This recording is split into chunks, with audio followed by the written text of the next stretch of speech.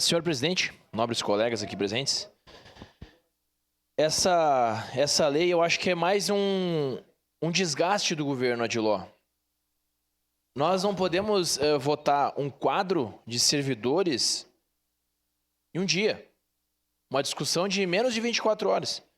Então, normalmente, eu sempre leio as leis antes de vir para o plenário.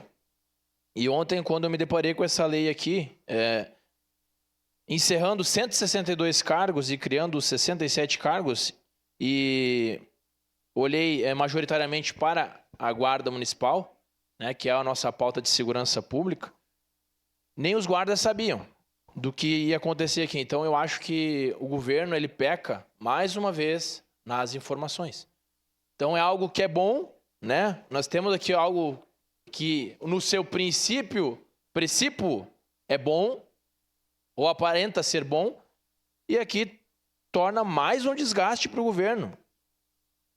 E como a secretária falou, se é somente e tão somente a criação de 2 cargos em técnica e agrimensura, por que nós estamos votando a criação de 67 cargos e readequando o quadro total de servidores?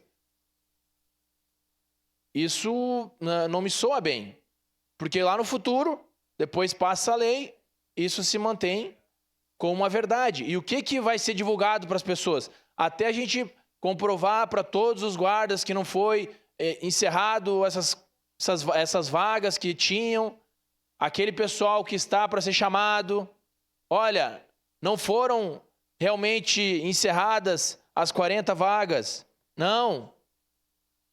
Entende? É algo que acaba desgastando. Então, nós temos que melhorar nas informações.